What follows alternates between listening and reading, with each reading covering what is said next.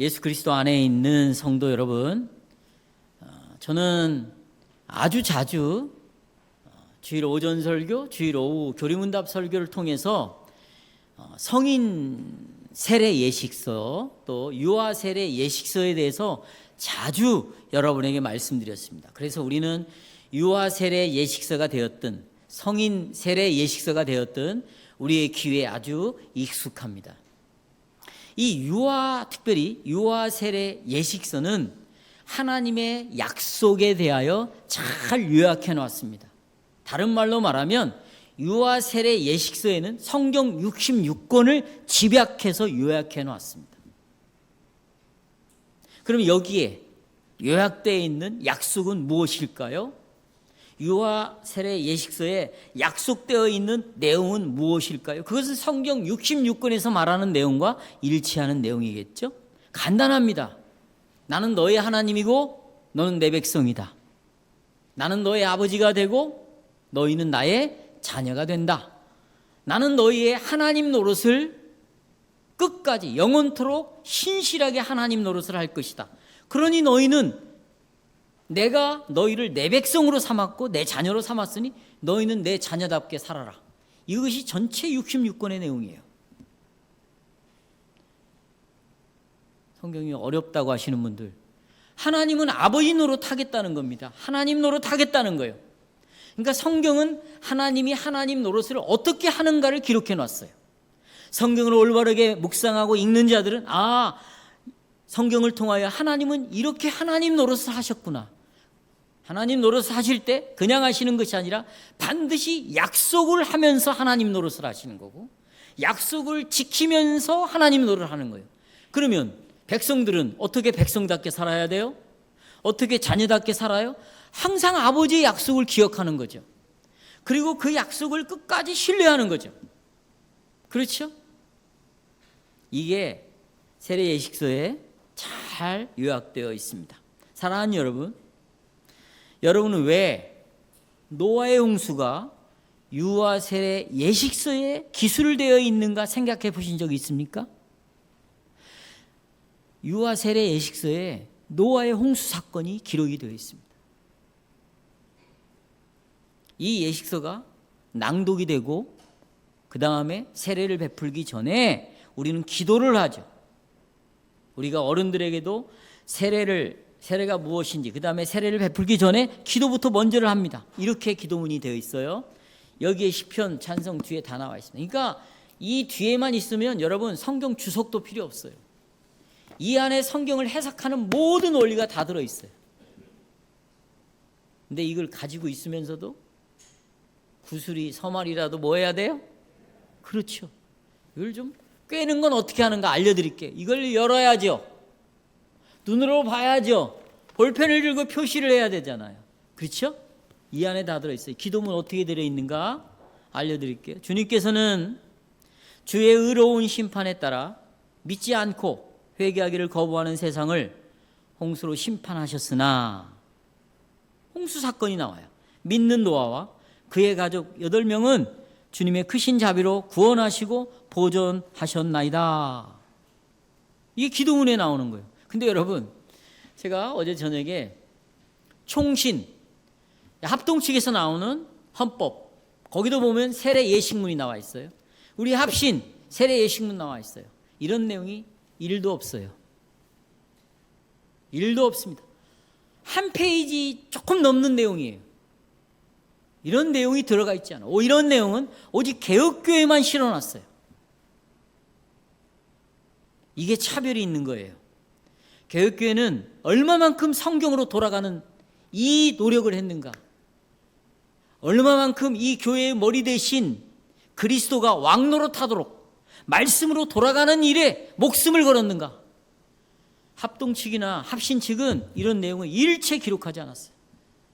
혹시 집에 헌법책이 있는 분들은 오늘 당장 집으로 돌아가셔서 유아 세례 예식서를 한번 보십시오. 개혁교회 기도문에만 나와 있는 내용. 그러면 이 기도문의 내용이 무언가? 왜 우리 자녀에게 세례를 베풀기 전에 이런 내용으로 기도를 하는가? 이유는 간단합니다. 왜 이런 내용으로 기도할까요? 창세기 7장과 베드로전서 3장에 이 내용이 나와 있기 때문에 성경의 내용을 가지고 기도를 하는 것입니다. 성경을 가지고 뭐 한다고요? 기도하는 것입니다.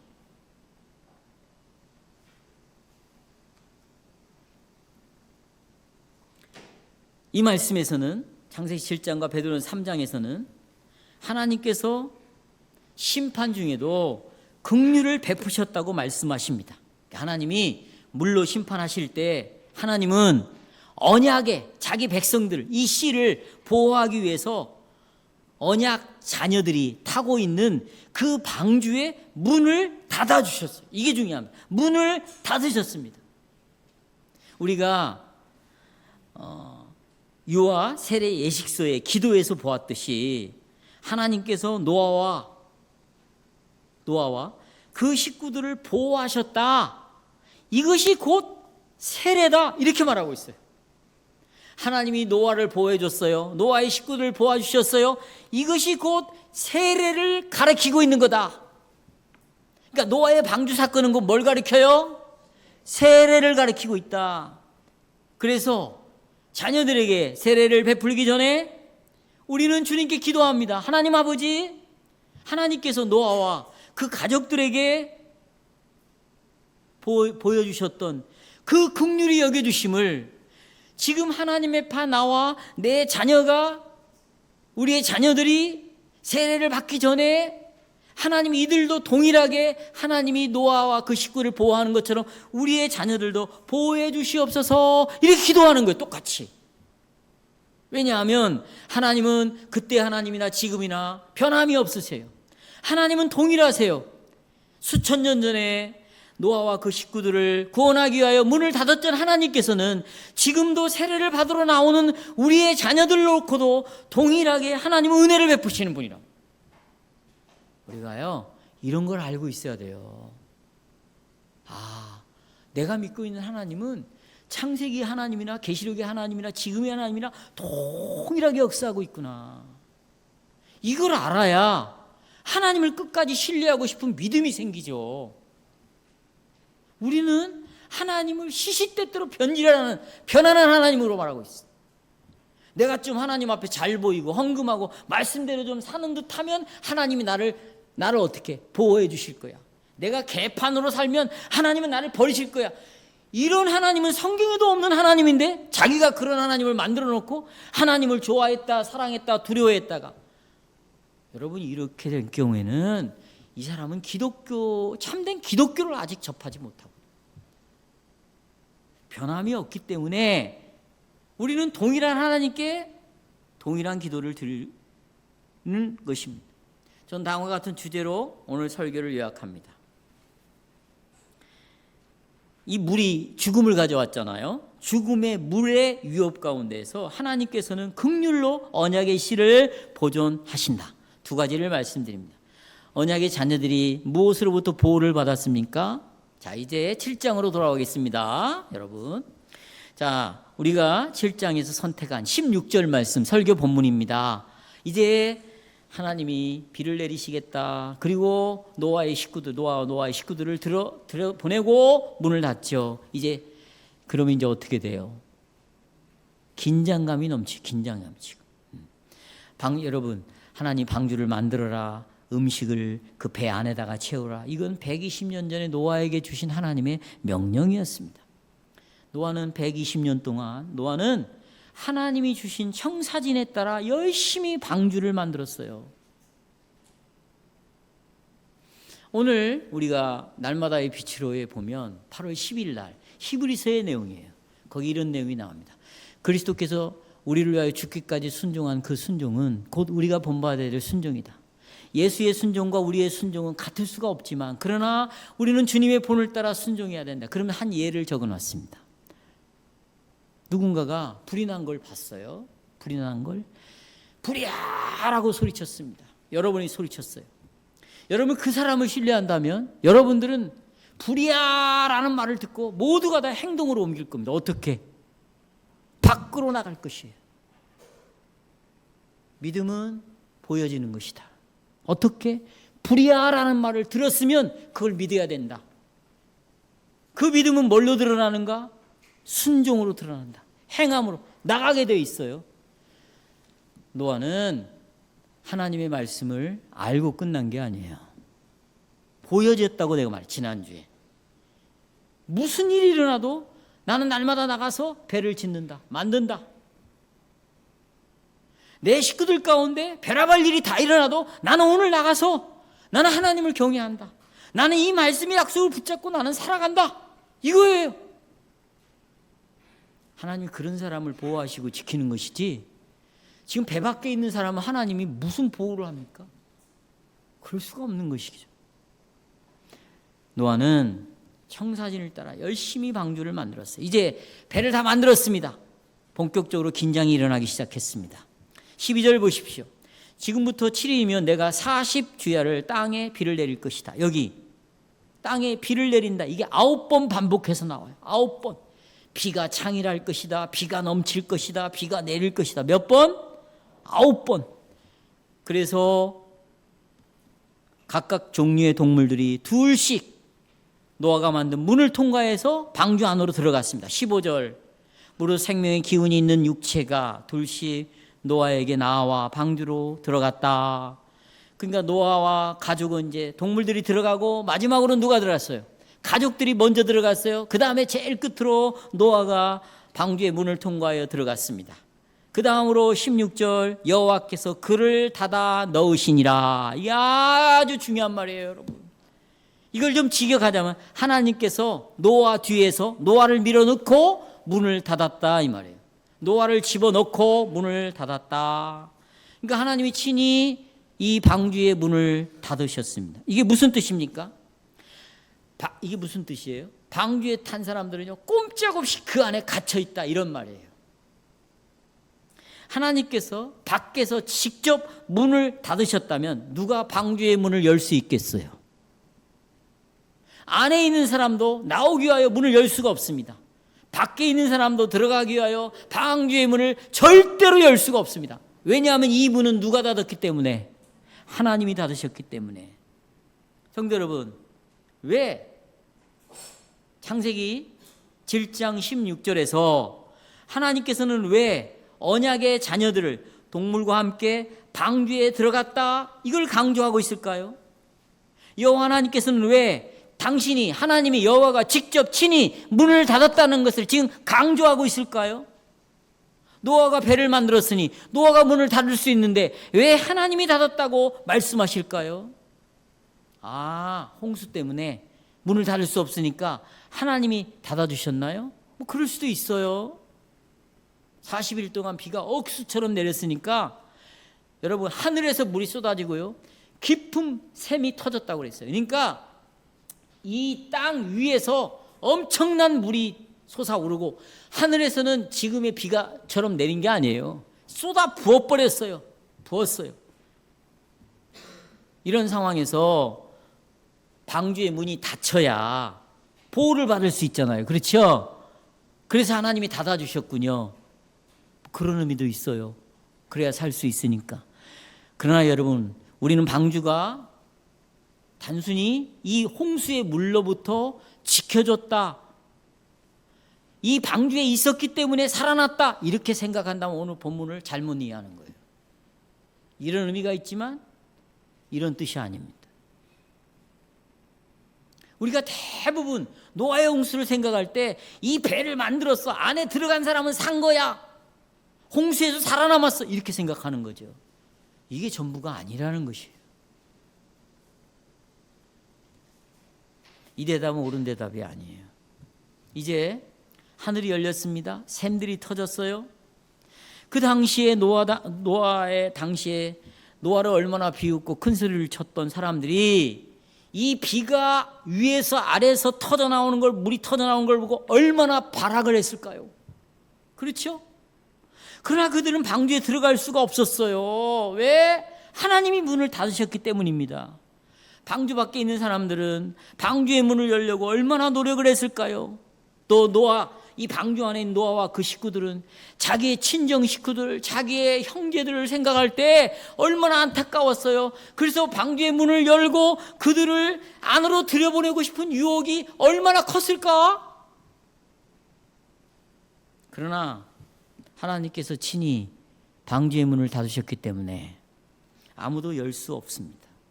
이런 의미에서 방주의 문은 방주 안과 밖을 딱 구분짓는 경계예요.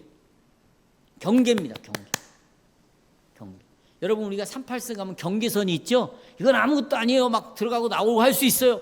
그러나 하나님이 닫으신 이 문은 들어갈 수도 없고 나올 수도 없어요. 절대로 이 경계는 왕래할 수가 없습니다. 하나님께서는 방주 문 안쪽에 8명의 사람들과 방주 밖에 수많은 사람들을 구별하기로 딱 결정을 하셨어요. 교회 안에 있는 하나님의 언약의 백성들과 세상 사람들이 하나님이 구별하는 것을 결정하셨던 것처럼, 근데 여기를 자꾸 가려고 그래. 담 넘어서 가. 안 들키려고 밤에도 넘어가는 사람이 있어. 세상으로 안 들켜야 되니까. 하나님은 왕래할 수 없도록 딱 막아놨어요. 물론 우리는 세상 속에 있어요. 이들과 함께 먹고 삽니다. 장사도 합니다. 직장 생활도 합니다. 이들과 더불어 다 살아가요. 그런 생활을 구분한 게 아니에요. 그들과 정신을 나눌 수 없어요. 말을 섞을 수가 없어요. 내 마음을, 하나님이 신 이 새롭게 된 새로운 마음을 나눌 수가 없는데 어떻게 그들과 함께 어울린단 말이에요. 그럴 수 없다는 거죠. 이것을 노아의 방주의 문을 통해서 우리에게 분명히 말씀해 주셨습니다. 그러나 여러분, 이 경계, 이것이 하나님께서 방주의 문을 닫는 유일한 이유인가? 그것도 아니에요. 또 다른 이유가 많아요. 우리가 아까 이 계명을 제가 낭독해 드렸어요. 너희를 위하여 새긴 우상을 만들지 말라. 그러면서 3가지 영역을 말했어요. 위로 하늘에 있는 것, 아래로 뭐에 있는 것, 그 다음에 땅 아래에 물속에 있는 것. 이 3 영역입니다. 이것은 문자적인 의미로도 있지만, 문자적으로 그대로도 있지만, 이건 굉장히 영적인 의미가 커요. 하늘의 영역은 하나님의 영역입니다. 영적인 세계예요. 하나님은 보이는 것과 보이지 않는 걸 창조했습니다. 보이지 않는 영역은 하나님의 영역이에요. 그러나 땅에 있는 영역은 사람에게 줬습니다. 이건 사람의 영역이에요. 그러나 땅 아래 물속에 있는 영역, 땅 아래 물이 있습니다. 이걸 바다라고 말합니다. 자, 그러면 이 영역에 사는 분이 다 달라요. 하늘의 영역에서는 누가 살고? 하나님이 계십니다. 아니, 하늘에 하나님이 계신다, 상징적인 걸 말하는 거예요. 높고 높은 곳에 하나님은 계시는 높으신 한 분이시다, 이걸 상징적으로 설명해 주는 거예요. 자, 땅에는 사람들이 우리가 살고 있죠. 자, 땅 아래 물, 바다에는 누가 살고 있을까요? 이것은 마귀, 귀신들의 영역입니다. 아니, 바닷속에 마귀, 귀신들이 산다, 그런 뜻이 아니에요. 상징적으로 성경이 계속 말하고 있어요. 자, 바다와 마귀는 뗄래야 뗄 수가 없는 관계예요. 이걸 잊어버리면 안 돼요. 자, 보십시오. 땅은 누가 산다고요? 사람. 자, 보십시다. 이사야 선지자는 땅 안에 물속에 있는 거주자가 누구인가? 27장 1절. 그날의 여호와께서 그 견고하고 크고 강한 칼로 찌르는, 찌르는 뱀의 이름이 리오야단이에요. 이건 사탄을 상징하죠. 곧 꼬불꼬불한 뱀, 리오야단을 벌하시며, 이건 이제 아담과 뱀이 유혹해서 그랬죠. 그 다음에 바다에 뭐가 있어요? 용을 죽인다는 거예요. 이게 용은 사단에 대한 직접적인 용어입니다. 성경에 이 용을 사단으로 표시하죠. 그 다음에 다니엘 보겠습니다. 다니엘은 물과 이 사단 사이의 연관성, 물과 바다와 사단의 연관성을 이렇게 설명합니다. 2절, 다니엘 7장 2절. 다니엘이 진술하여 이르되 내가 밤에 환상을 보았는데 하늘에 내 바람이 큰 바다로부터 몰려 불더니, 3절, 큰 짐승 넷이 어디서 나와요? 바다에서 나와요. 그 모양이 각각 다르더라. 다니엘은 이 짐승들이 지옥으로부터 올라왔다고 그래요. 바다는 곧 지옥을 상징해요. 저는 이미 요한계시록을 충분히 설교했기 때문에 이런 걸 알고 싶으면 요한계시록 설교를 들으세요. 자, 그 다음에 사도 요한이 요한계시록 13장 1절에서 이 바다와 마귀를 또 어떻게 연관짓기를 보십시오. 내가 보니 바다에서 한 짐승이 나오는데 뿌리어리오. 뿌리어리오. 머리가 7이라. 그 뿔에는 10 왕관이 있고 그 머리들에는 신성모독이라는 이름들이 있더라. 요한은 이 짐승들이 바다로부터 왔다. 곧 지옥. 계시록에서는 이걸 무저갱이라고 그래요. 거기로부터 올라오는 거예요. 바로 땅 아래 물은 성경은 바로 누가 사는 집? 누가 사는 집? 그렇죠. 마귀와 그 귀신들이 사는 집. 귀신이라고 그러니까 여러분 머리 흐트러뜨리고 여기 옛날에 전설의 고향에 나오는 귀신을 생각하면 절대로 안 돼요. 여러분 마지막으로 요한계시록의 21장 1절에 보면 새하늘과 새 땅을 보니 처음 하늘과 처음 땅이 없어졌어요. 그 다음에 바다도 다시는 있지 않더라. 이 말이 나옵니다. 한번 따라서 해볼까요? 바다는 다시 있지 않더라. 왜 그런 말이 나와요? 여러분 새하늘과 새 땅은 이제 하나님 나라인데 바다에 있는 이 마귀와 그 마귀를 따르는 그 인간들이 이 나라에 들어올 수 있을까 없을까? 그러니까 바다가 없는 거예요. 자, 이제 이걸 근거로 창세기 7장 11절로 오겠습니다. 11절에 보면 큰 기품의 샘들이 터졌어요. 다시 말해서 여러분 땅 아래에 있는 물들이 솟구쳐 올라와 가지고 온 땅을 다 덮었습니다. 땅 자체가 완전히 사라졌어요. 땅은 물에 삼킨 바 되었어요. 여러분 하나님께서 사람들에게 주셨던 땅입니다. 사람들이 살고 있던 땅을 물이 덮어버렸어요.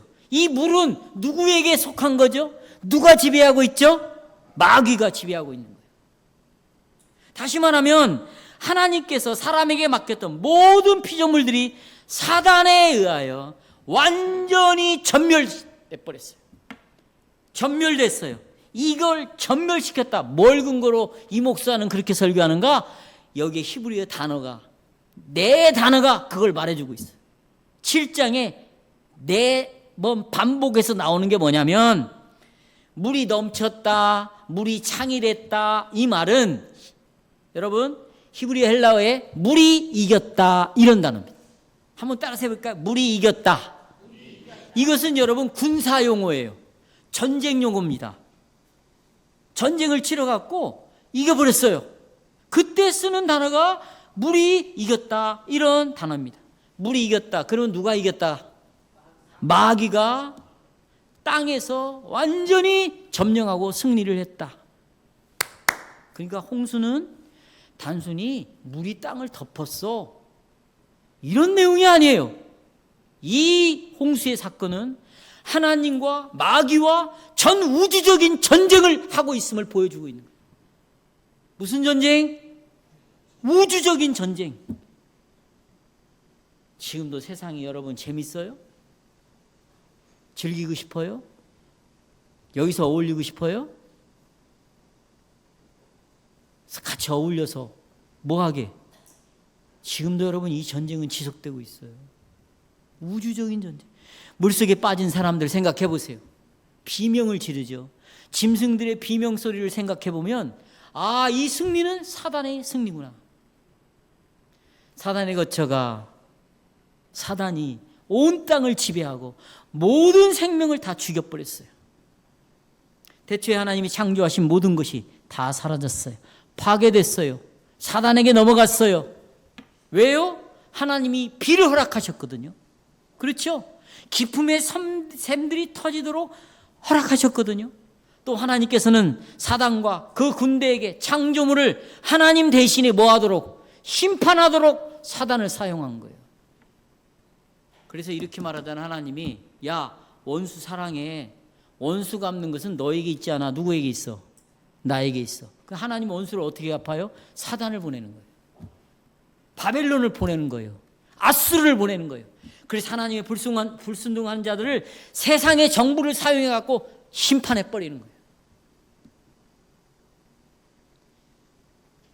여러분, 하나님께서는 사단을 통하여 피조물을 심판하도록 피조물을 내어줘 버렸어요. 왜요? 이 땅 위에 만드신 하나님 후회했습니다. 그 후회의 원인이 뭐예요? 결혼 문제 때문이에요. 결혼을 우습게 생각하세요? 결혼 잘못하면 3대가 멸망합니다. 3이라는 수는 완전수예요. 성부, 성자, 성령.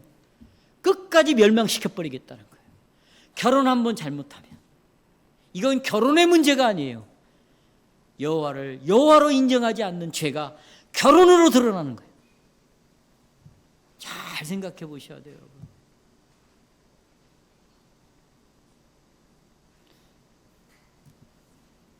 성도 여러분, 노아와 그 가족이 탄 방주가 배를 타고 아주 평화롭게 뱃놀이 한다고 생각하십니까? 조만간에 사단의 무서운 목적이 이루어질 날이 가까울 것입니다. 하나님의 모든 영광을 도둑질할 마귀가 등장할 것이에요. 처음부터 마귀는 속이는 자예요. 그런데 이 방주를 가만히 놓아두겠어요? 그렇지 않습니다. 모든 생명이 파괴되고 사라질 것입니다. 그런데 방주 안에 있는 것들만 예외예요. 할렐루야. 방주 안에 있는 것들. 자, 계시록 12장 15절. 여자 뒤에서 뱀이 그 입으로 물을 강같이 토하여 여자를 물에 떠내려 가게 하되. 그러니까 이제 이렇게 보면 이 물에 의해서 노아와 노아의 가정은 참으로 위험에 빠지겠죠? 그렇잖아요? 하지만 여기에 복음이 있습니다. 기쁜 소식이 있어요. 여러분, 문을 누가 닫았어요? 하나님이 닫았습니다. 그러면 그 여호와는 누굴까요? 약속하신 하나님이에요. 따라서요. 언약의 하나님.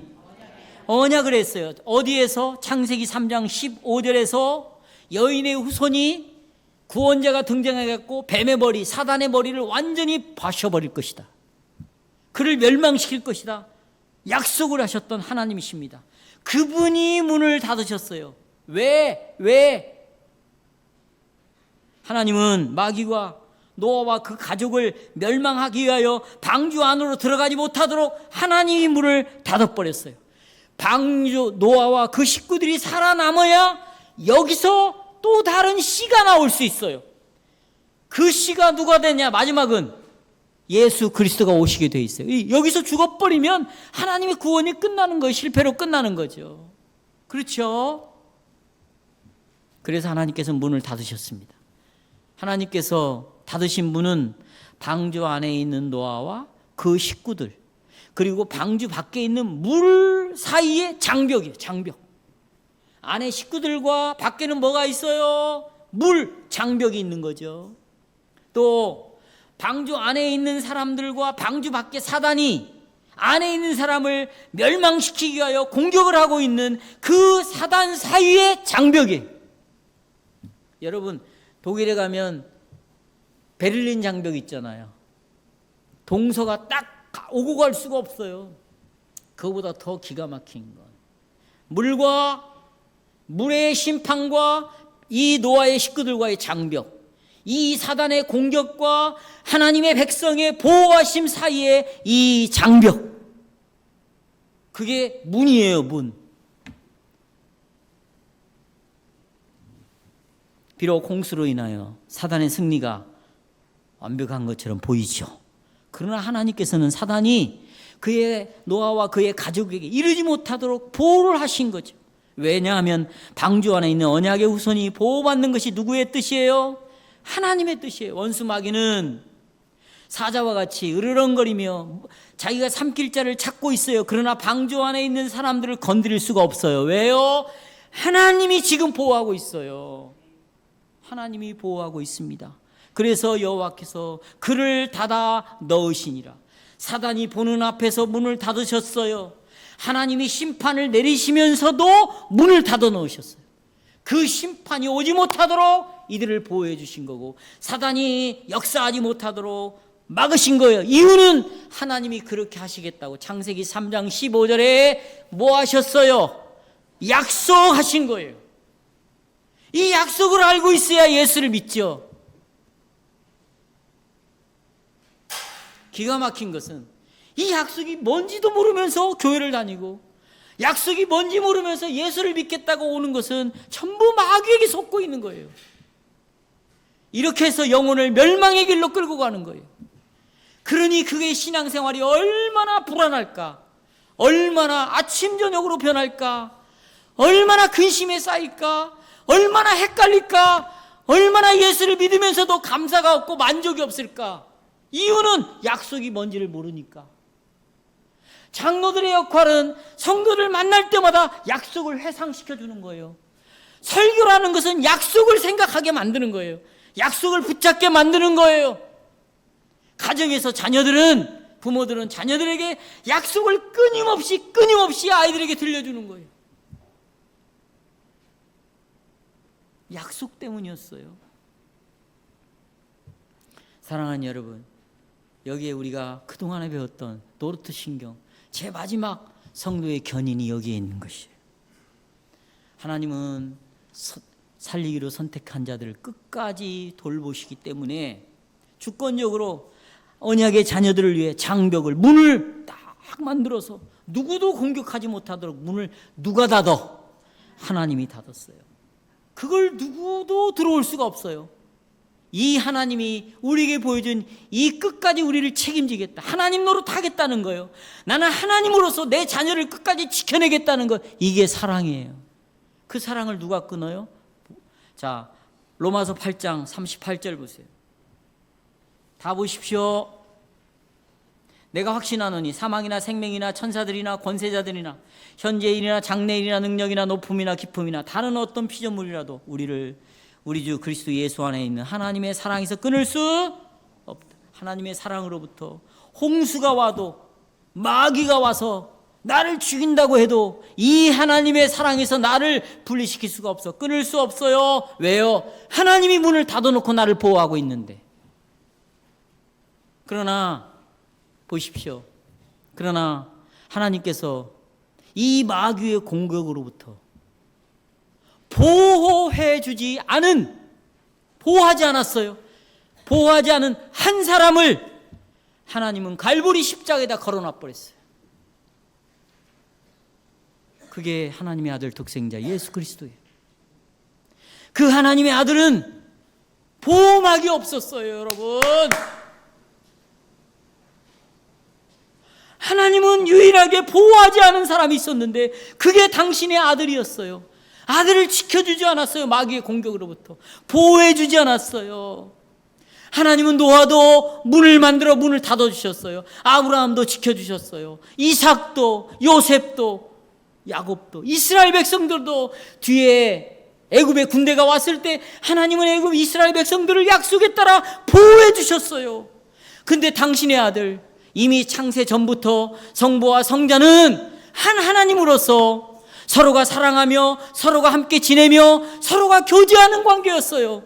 그런데 아들을 이 땅에 보내시고 십자가에 달을 때는 아들에부터 아들을 향하여 보호막을 걷어버렸어요. 그래서 아들이 이렇게 말했어요. 나의 하나님, 나의 하나님, 어찌하여 나를 버리십니까? 어찌하여 나를 지켜주시지 않습니까? 내가 노아보다도 못한 자입니까? 마귀의 공격을 고스란히 받아들여 이 십자가에서 죽게 만듭니까? 마귀의 공격이 뭐예요? 죄를 지켜야 하는 거였잖아요. 죄의 싹은 뭐예요? 사망이었잖아요. 그 사망을 예수님이 지금 당하는데 보호해주지 않는 하나님, 버림받은 이 아들이 버림받아야 우리가 살아날 수가 있는 거예요. 우리를 대신해서 사단의 공격을 다 받습니다. 하지만 그리스도는 이 공격에서 이기십니다. 부활하시는 것이. 근데 이 부활을 10원짜리 동전만큼도 중요하게 여기지 않아. 여러분, 우리가 예수를 믿는다는 건 뭘 믿는 거예요? 이 죽으심이 이런 의미가 있다는 걸 우리는 믿어야 되는 거고, 부활이 이런 의미가 있다는 걸 믿어야 하는 거예요. 바로 이제 예수 그리스도가 우리의 문이 되었어요. 문이 뭐가 되었어요? 그래서 예수님이 이렇게 말합니다. 따라서 하십시오. 나는 양의 문이다. 양은 누군데요? 여러분과 저죠. 이 문이에요. 주님이 문입니다. 주님이 문이 되어서 누구도 들어올 수가 없게 만드는 거예요. 여러분을 보호하는 거예요. 어떻게 보호할까요? 두 번째 대지입니다. 어떻게? 하나님께서 문을 닫으셨다는 것은 여러분 복음이죠. 이 복음이 우리에게도 복음이에요. 우리의 자녀들에게도 복음입니다. 왜요? 언약의 표와 인으로서 조금 이따 설명드릴 거예요. 표인 이거 기억하셔야 돼요. 세를 베풀기 전에 하는 기도에 이 내용이 포함되어 있어요. 왜 복음인가? 이 문이 왜 복음인가? 여기 베드로는 3장 21절 보겠습니다. 베드로는 홍수에 대하여 이렇게 말했습니다. 그들은 전에 노아의 날 방주를 준비할 동안 하나님이 오래 참으셨다. 기다리셨을 때 그들은 복종하지 않았다. 방주에서 그래서 물로 말미암아 구원을 얻은 자가 몇 명뿐이다. 겨우 8이다. 21절. 근데 이 물이 뭐냐? 그리스도께서 부활하심으로 부활과 연결시켰어요. 이제 너희를 구원하는 표니 곧 세례다 그랬어요. 물은 예수 그리스도의 부활하심으로 말미암아 너희를 구원하는 물은 표니 물은 곧 뭐다? 세례다. 여기 너희를 이 물은 구원하는 표니 이 표는 오래전에 홍수를 말하는 거죠. 그 홍수는 세례의 원형이다 그런 말이에요. 가장 첫 번째로 세례를 받은 게 노아의 홍수의 사건이다 그 말이에요. 세례의 원형이 홍수다. 잘 들으셔야 돼요. 여러분 창세기 7장의 홍수는 전체 세상이 사단에게 내어준 바 되었죠. 그렇죠? 그런데 베드로의 주장은 달라요. 물이 곧 세례인데 이 세례는 너희들을 사단에게 내어줘서 사단에게 다 죽게 만들고 멸망하게 만드는 것이 아니라 그 사단으로부터 너희들을 구원해 주는 것이 바로 이 물이다 이렇게 말하고, 저쪽은 이 물로 말미암아 땅이 완전히 죽임을 당했잖아요. 근데 베드로는 이 물이고 세례인데 이 세례를 통하여 너희들은 구원을 받는다. 구원을 받는다.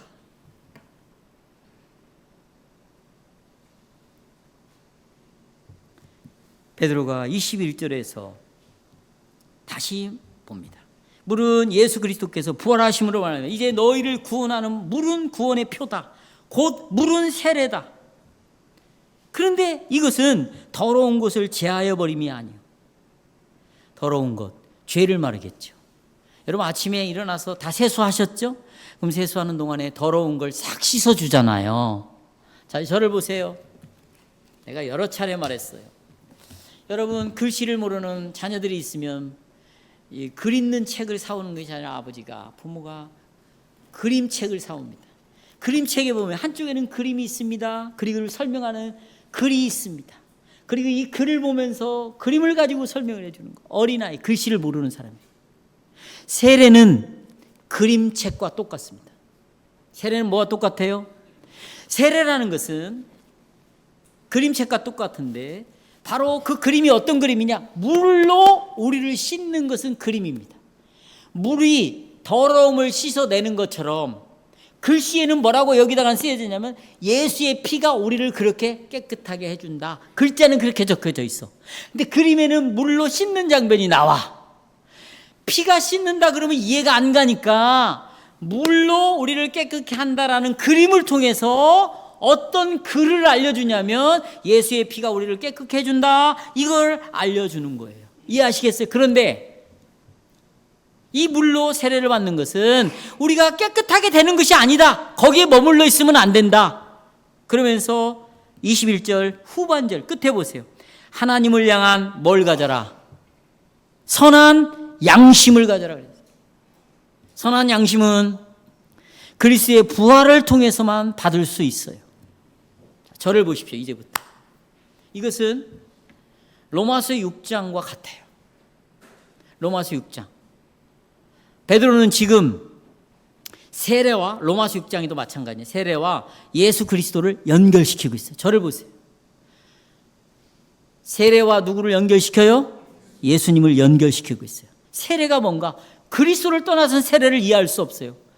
로마서 6장에 보면 베드로도 그랬지만 예수님이 십자가에 죽으셨을 때 사람들은요 예수님 혼자 죽었다고 생각해요. 나는 여기 있고 2000년 전에 예수님이 혼자 죽었대. 그러니까 예수를 믿지 못하는 거예요. 예수님이 2000년 전에 죽을 때 현재 나에게 어떤 영향력을 끼쳤을까? 나도 함께 예수님과 함께 죽은 거예요.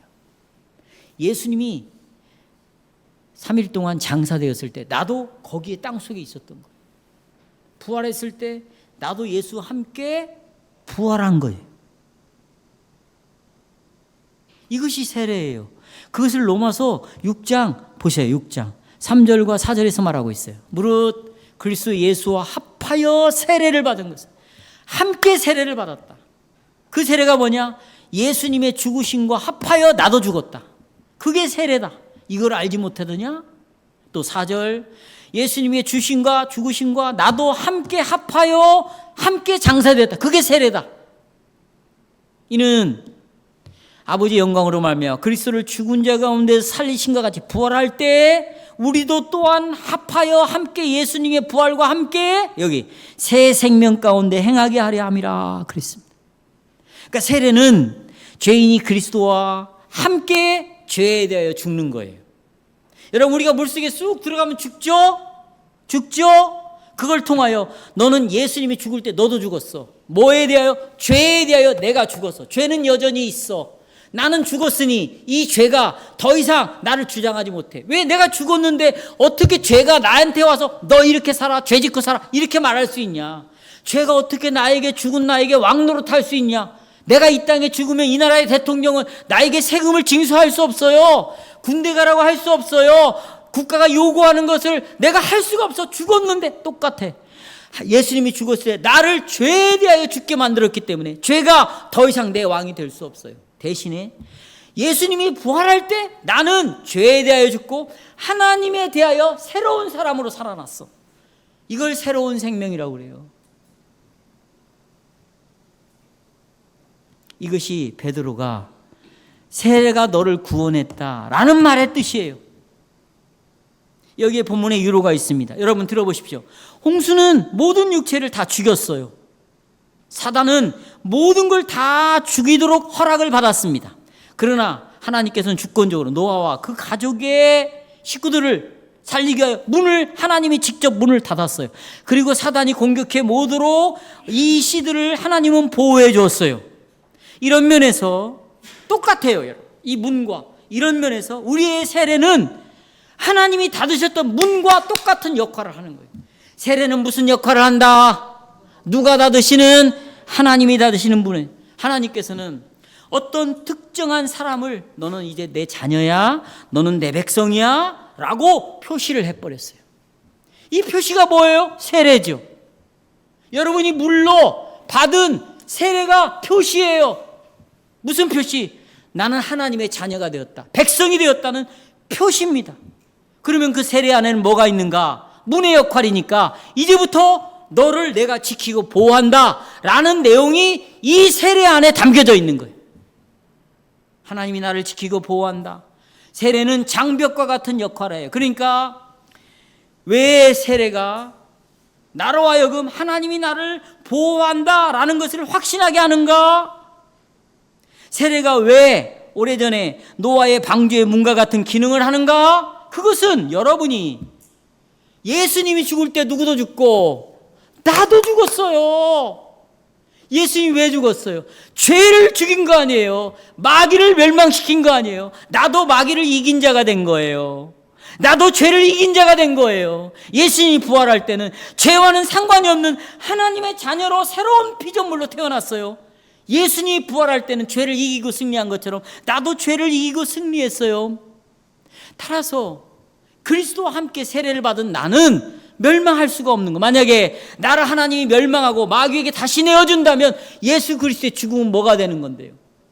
아니, 예수를 보내놓고 예수를 믿는 연합시킨 나를 멸망시키면 예수를 어떻게 여기는 거예요? 하나님이 있을 수가 없는 일이에요. 그래서 세례는 곧 문과 같은 역할, 하나님이 나를 지키고 보호한다는 표시요 도장이다.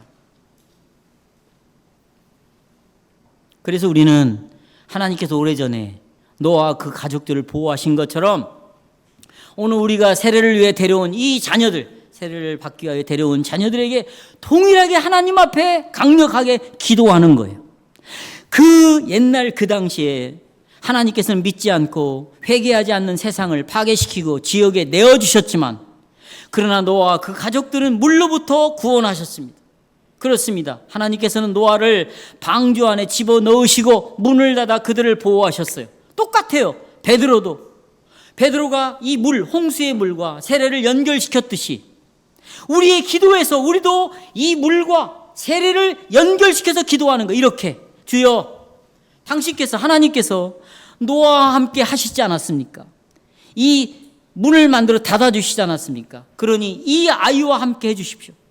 예수 그리스도의 피 안에서 성도의 자녀를 감싸주시고 노아가 경험했던 것처럼 보호장벽을 둘러쳐 주시옵소서. 이 아이가 마귀에 의하여 멸망당하지 않게 하시고 날마다 예수 그리스도 안에서 하나님의 구원을 날마다 맛보게 해 주시옵소서. 이 기도를 하는 거예요. 그리고 유아에게 세례를 주고 난 다음에 기도를 이렇게 합니다. 제가 읽어드릴게요. 전능하시고 자비하신 하나님 아버지요, 주께서 우리와 우리 자녀에게 사랑하시는 아들 예수 그리스도의 피로 우리의 모든 죄를 용서하시고 주의 성령을 통하여 주의 독생자의 지체로 우리를 삼으시고 주의 자녀로 삼아주심을 감사합니다. 찬송하옵나이다. 또한 이 사실을 세례를 통하여 인치시고 확정하여 주심을 감사합니다. 이 세례받은 나는, 그리고 우리의 자녀는 하나님이 끝까지 이제는 보호하는 벽을 치셨구나. 노아의 홍수 때 하나님이 친히 문을 닫으신 것처럼 주권적인 하나님의 손으로 사단이 내 자녀를, 세례받은 나를 빼앗아가지 못하도록 하나님이 문이 되어서 아들을 통하여 나를 보호하고 지키고 있구나. 그래서 로마서 8장 38절 9절 다시 말합니다. 그 위에 있죠. 내가 확신하노니 사망이나 생명이나 천사들이나 권세자들이나 현재일이나 장래일이나 능력이나 높음이나 깊음이나 어떤 피조물이라도 우리를 우리 주 예수 그리스도 안에 있는 하나님의 사랑에서 뭐 할 수 없다? 끊을 수 없다. 그랬어요. 내가 여러분 병에 걸려서 죽어가도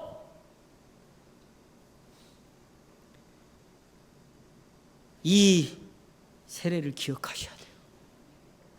우리는 그런데 1년에 한 번도 내가 받은 세례를 기억을 안 하고 살아가요. 여기 세례 안 받은 사람 손 한번 들어봐요. 여러분이 받은 세례는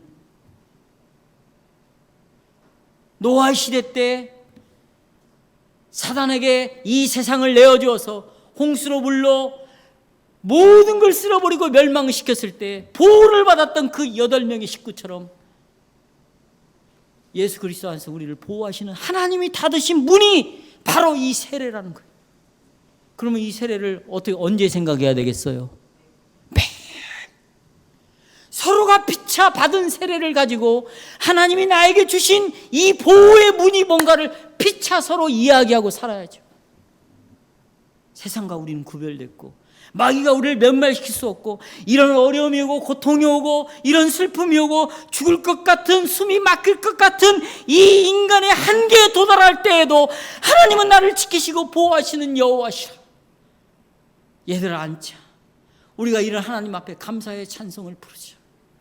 복 있는 사람 악인의 꾀를 찬송을 부르고 다시 우리 말씀으로 돌아가자.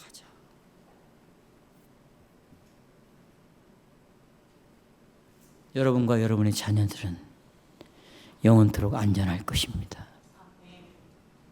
마지막으로 유아 세례 전 기도를 읽고 마치겠습니다.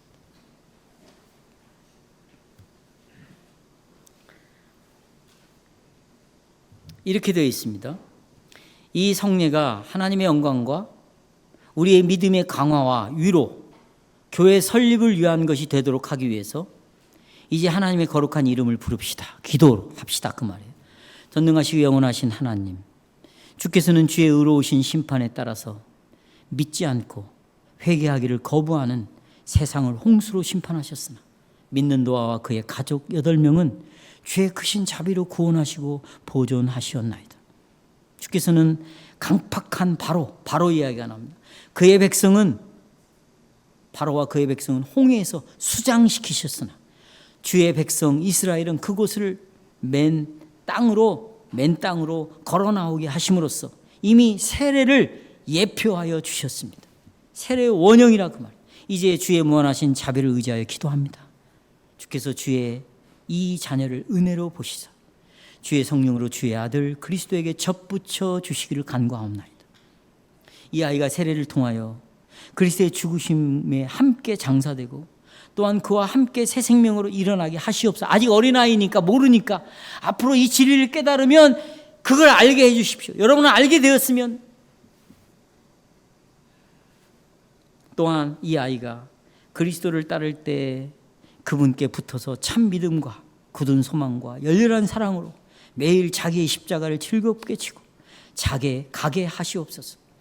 이 세상의 삶은 계속되는 죽음일 뿐이지만 이 아이로 하여금 주의 약속에서 위로를 받고 이 세상에서 떠나게 하시며 마지막 날에 주의 아들인 그리스도의 심판대 앞에 두려움 없이 설 수 있게 하시옵소서. 이 모든 것을 성부와 성령과 더불어 한 하나님이시여 영원히 사시면서 다스리시는 주의 아들 우리 주 예수 그리스도의 이름으로 기도하옵나이다. 아멘.